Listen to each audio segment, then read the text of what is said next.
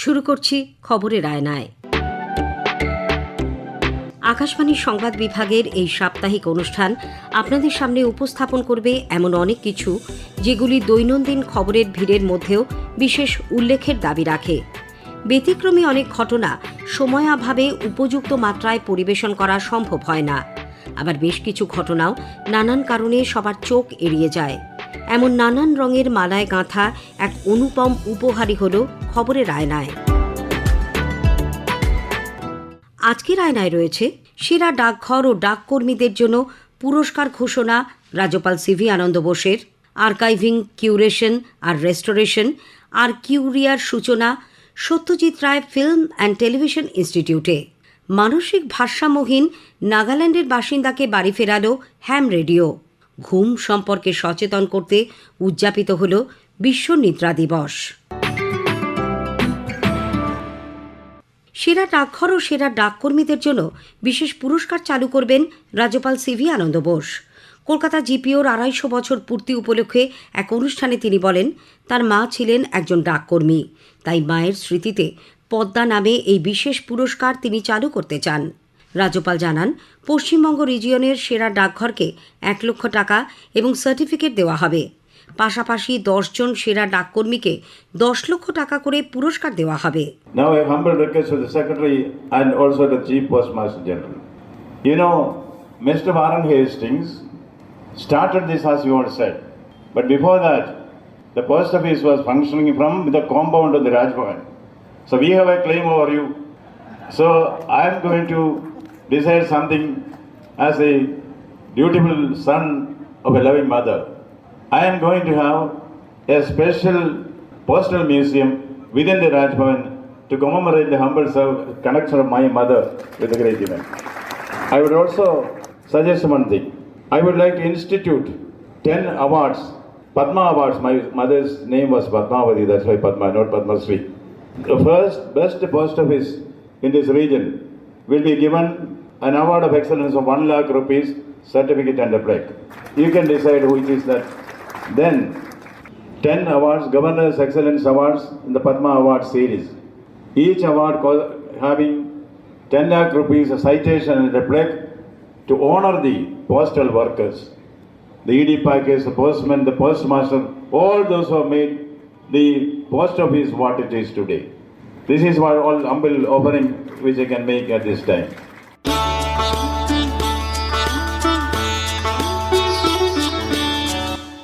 কেন্দ্রীয় সরকারের তথ্য সম্প্রচার মন্ত্রক, Satyajit Ray film and television institute এনএফডিসি এবং ন্যাশনাল ফিল্ম আর্কাইভ অফ ইন্ডিয়ার যৌথ উদ্যোগে পুরনো দিনের ছবি সংগ্রহ, বাছাই এবং সংরক্ষণ এই 3টি কাজকে একসঙ্গে আরকিউরিয়া অর্থাৎ আর্কাইভিং, কিউরেশন আর রেস্টোরেশন কর্মশালার সূচনা হল এ মাসের ১৭ তারিখে।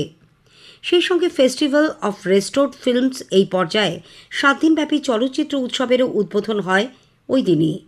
এই উপলক্ষে Satyajit Ray film and television ইনস্টিটিউটে নবনির্মিত সিনেমার ইতিহাস, সিনেমা তৈরি ও তার কারিগরি ব্যবস্থাপনা বিষয়ক মিউজিয়াম ঘুরে দেখেন তথ্য সম্প্রচার মন্ত্রকের অতিরিক্ত সচিব নীরজা শেখর। চলচ্চিত্র উৎসবের উদ্বোধনী অনুষ্ঠানে অংশ নিয়ে তিনি বলেন, সিনেমা একাধারে কলা, বিনোদন ও শিল্প। ভারতীয় অর্থনীতিতে সিনেমার গুরুত্বপূর্ণ অবদান রয়েছে। We in the ministry, we don't see cinema just as a cultural form. It is industry, it is entertainment, it is art, and it has a huge role to play in the economy of the country. So it is much more than a creative industry. It is an industry that is contributing to the economy on its own weight, on its own might. অনুষ্ঠানে ইনস্টিটিউটের director Himanshu Shekhar Khatua বলেন, archive গড়ে তোলার প্রধান উদ্দেশ্য হল ছাত্রদের সিনেমার ইতিহাস সম্পর্কে শ্রদ্ধাশীল করে তোলা। The primary objective of the workshop is to provide students with a foundational understanding about various aspects of curation with special focus on Indian cinema. Chosen through a rigorous application and screening process, the selected participant will be introduced to the various aspects and stages of the curatorial process, from ideation and conceptualization through methods of research and archival use up to actualization of the project. উদ্বোধনী ছবি হিসেবে প্রদর্শিত হয় 1921 সালে নির্মিত নির্বাক ছবি বেহুলা। সেদিনের মতো করেই যন্ত্রশিল্পীরা আজ ছবির সঙ্গে চলমান আবহ সঙ্গীত পরিবেশন করেন।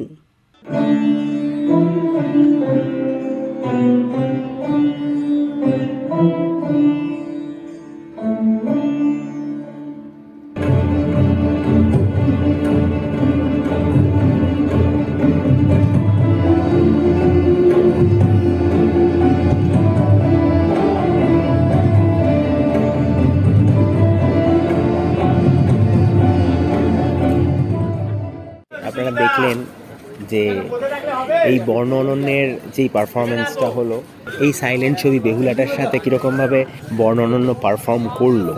আর কিউরিয়া প্রসঙ্গে আমাদের বিস্তারিত জানান সহকারী অধ্যাপক প্রাজ্ঞ দত্ত।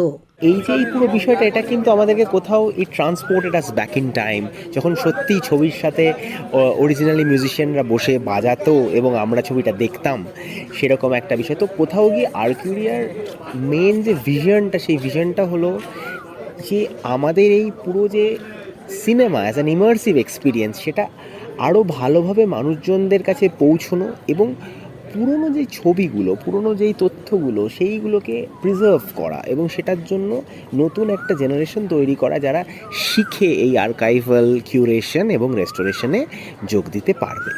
যেটা চেষ্টা হচ্ছে সেটা হলো যে ফিল্ম আর্কাইভসের সাথে বা রেস্টোরেশন প্রসেসগুলো যারা করে তাদের সাথে, এনএফডিসির সাথে, এদের সাথে একটা কোলাবোরেটিভ এফার্ট যাতে এই ছবিগুলো সবার কাছে পৌঁছয় এবং নতুন যারা ছেলেপুলে রয়েছে যারা ফিল্ম নিয়ে কাজ করতে চায় তারা যাতে বুঝতে পারে যে কিউরেশন, রেস্টোরেশন এবং আর্কাইভিংয়ের ভ্যালুটা কী, সেটার জন্য একটা কোলোকিয়াম হচ্ছে। সেই কোলোকিয়ামে অনেক ভালো ভালো লোকজনরা কথা বলছেন। তারা কথা বলছেন মেনলি এটা নিয়েই যে আমরা কিভাবে ফিল্মটাকে প্রিজার্ভ করতে পারি এবং কিভাবে আমরা অনেক জিনিসপত্র ডিজিটালাইজ করে প্রিজার্ভ করতে পারি, আবার অনেক জিনিসপত্র আমাদেরকে পুরোটাকেই রিডু করতে হতে পারে, অনেক কিছু হতো। তো এই জিনিসগুলো নিয়ে কথাবার্তা চলছে। এই যে মিউজিয়ামটা হয়েছে, এই মিউজিয়ামটা খুব ইন্টারেস্টিং, কারণ ফিল্মের প্রত্যেক কটা ডিপার্টমেন্ট ওয়াইজ আমরা সেটাকে ডিভিশন করেছি এবং ডিভিশন করে আমরা এটাকে বানিয়েছি। তো সেখানে এই মিউজিয়ামের কিউরেশনটাও খুব ইন্টারেস্টিং। এটা খুব ইন্টারঅ্যাক্টিভ মিউজিয়াম হয়েছে। এখানে আমরা শুরু করছি স্ক্রিপ্ট থেকে, তারপরে আমরা চলে যাচ্ছি একজন ডিরেক্টর কীভাবে ভাবে, তারপরে আমরা দেখছি ডিফারেন্ট কাইন্ডস অফ ক্যামেরাস এবং কীভাবে সিনেমাটোগ্রাফিটা ইভলভ করলো। আসলে আপনি এই মিউজিয়ামে গেলে দেখবেন যে আমাদের যে পুরো এভলিউশন হয়েছে ফিল্মের, সেটা আপনি দেখতে পাচ্ছেন। মানে আগে কী ইকুইপমেন্ট ব্যবহার হতো, এখন কী ইকুইপমেন্ট ব্যবহার হয়, এটা কিভাবে গেছে এবং এই টেকনোলজিক্যাল শিফটের সাথে একটা হিস্ট্রি জড়িত। সেই হিস্ট্রিটার সম্পর্কেও আপনারা ডেফিনেটলি কিছুটা জানতে পারবেন এবং ইন্টারেস্টটা বাড়বে আপনাদের। এবং সেক্ষেত্রে যেটা হবে হলো ফিল্মের যে একটা ইনহেরেন্ট প্যাশন আছে সেটার সাথে মানুষজন কানেক্ট করতে পারবে।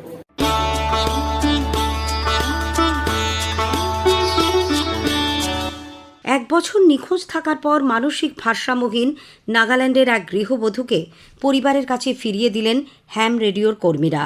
হাওড়ার আমতার বাসিন্দা তন্ময় হাজরা 8 মাস তার বাড়িতে রেখে চিকিৎসা করিয়েছেন এই মহিলার। পরে হ্যাম রেডিওর সহযোগিতায় নাগাল্যান্ডের বাড়ির সঙ্গে যোগাযোগ করানো সম্ভব হয়। ওয়েস্ট বেঙ্গল রেডিও ক্লাবের সম্পাদক অম্বরীশ নাগ বিশ্বাস আমাদের শোনালেন সেই উদ্ধারের কথা। তন্ময় হাজরা এবং মিন্ময় বাবু দুজনে আমাকে টেলিফোন করেন হাওড়ার আমতা অঞ্চল থেকে জয়পুর পুলিশ স্টেশনের অন্তর্গত শ্রেয়া গৌরী মোড়। একটি মেয়েকে তারা পেয়েছেন মানসিক ভারসাম্যহীন। প্রায় 8 মাস ধরে তারা তাদের আশ্রয় রেখেছেন, খাওয়া দাওয়া, জামা কাপড় এবং তাকে শারীরিক চিকিৎসা করে ক্রমাগত মানসিক সুস্থ করার পর তাকে বাড়ি ফেরানোর কথা চিন্তা করেন।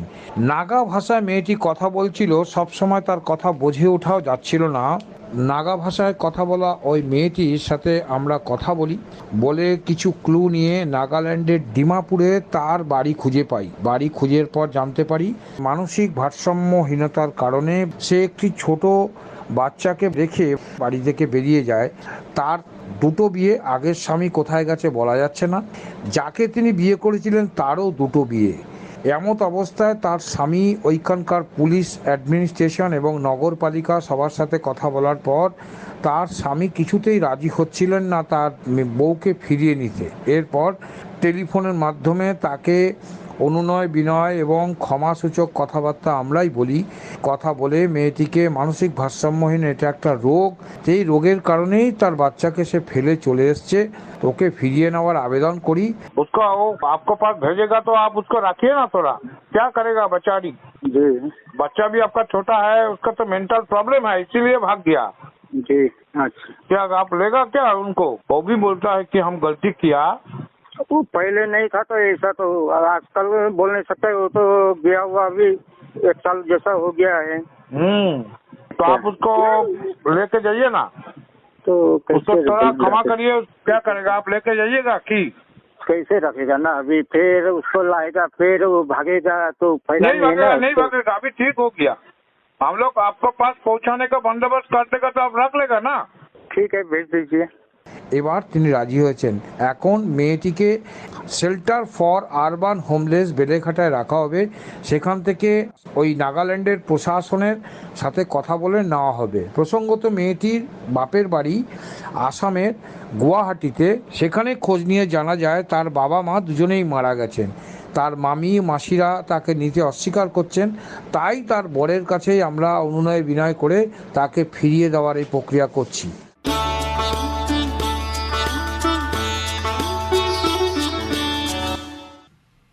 এ মাসের 15 তারিখে বিশ্ব নিদ্রা দিবস উপলক্ষে ওয়ার্ল্ড স্লিপ সোসাইটি এবং ক্যালকাটা স্লিপ সোসাইটি যৌথভাবে এক বিশেষ অনুষ্ঠানের আয়োজন করে। বিষয় ছিল sleep equity for global health. World sleep society ও ক্যালকাটা স্লিপ সোসাইটির সম্পাদক ডক্টর সৌরভ দাস এবং ক্যালকাটা স্লিপ সোসাইটির সভাপতি ডক্টর উত্তম আগরওয়াল জানিয়েছেন, ঘুমের অভাব শারীরিক স্বাস্থ্য ছাড়াও মানসিক সুস্থতা এবং সামগ্রিক জীবনে ওপর প্রভাব ফেলে। উপযুক্ত ডায়েট এবং নিয়মিত যোগব্যায়াম করা সুস্থ থাকার জন্য আবশ্যিক। একইভাবে পর্যাপ্ত ঘুম মানুষের সুস্থ থাকার জন্য অত্যন্ত প্রয়োজনীয়। সৌরভবাবু বলেন, ঘুমের বিষয়টি মানুষ খুবই অবহেলা করে থাকে। ঘুম কম হলে মাথা ব্যথা, স্মৃতিশক্তি দুর্বল এবং উচ্চ রক্তচাপের সমস্যা দেখা দেয়। আমরা প্রত্যেক বছর ওয়ার্ল্ড স্লিপ উইক সেলিব্রেট করি। এই বছর ওয়ার্ল্ড স্লিপ ডে পড়ছে 15 মার্চ আর উইক স্টার্ট হচ্ছে ফ্রম 8 to 15। তো এই ওয়ার্ল্ড স্লিপ ডে বা ওয়ার্ল্ড স্লিপ উইকটা is an event by the world sleep society, যেখানে আমরা একটা অ্যাওয়ারনেস ক্রিয়েট করি throughout the world by different মাধ্যমে, যেখানে আমরা স্লিপ নিয়ে অ্যাওয়ারনেসটা ক্রিয়েট করতে পারি।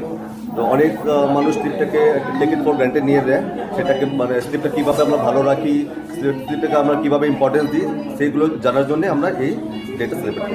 ওদের থিম হচ্ছে global sleep equity for global health. তার মানে হচ্ছে ধরুন, যখন এই যে বিভিন্ন রকম প্রফেশন বা বিভিন্ন রকম ব্যাকগ্রাউন্ডের মানুষ, কেউ গ্রামে থাকছে, কেউ শহরে থাকছে, কেউ হয়তো অর্থনৈতিকভাবে সম্পন্ন নয়, এই প্রত্যেকটা গ্রুপে দেখা গেছে যে ঘুমটা সবার সমানভাবে হচ্ছে না। এবং এই জিনিসটাকে যাতে অ্যাওয়ারনেস তৈরি করা যায় যে আমাদের সবারই ঘুমানোর রাইট আছে এবং সবারই ঠিকভাবে ঘুমানো দরকার, প্রত্যেকের 7 থেকে 9 ঘন্টা রেস্টফুল স্লিপ প্রয়োজন, সেই জিনিসটা সম্বন্ধে যাতে অ্যাওয়ারনেস ক্রিয়েট করা হয়। হয়তো কোনো সময় এরকম কোনো পলিসি চেঞ্জ হবে, যার ফলে হচ্ছে আমাদের এগুলো বাধ্যতামূলক করে দেওয়া হবে। অ্যাজ এ ওয়ার্ল্ড পপুলেশন আমাদের হেলথটা বেটার হবে। জেনারেলি যেটা হয় যে রাত্রিবেলা যখন সানসেট হয়ে যায়, তারপর থেকে আমরা কোনো একটা সময় চুজ করতে পারি 7 থেকে 9 ঘন্টা ঘুম। আজকের আয়নায় শেষ করার আগে একটা অনুরোধ, আপনাদের কেমন লাগলো এই অনুষ্ঠান ইমেইলে জানান অথবা আকাশবাণী সংবাদের সোশ্যাল মিডিয়া পেজে। সেরা চিঠির উল্লেখ থাকবে প্রেরকের নাম সহ। আজ এই পর্যন্তই।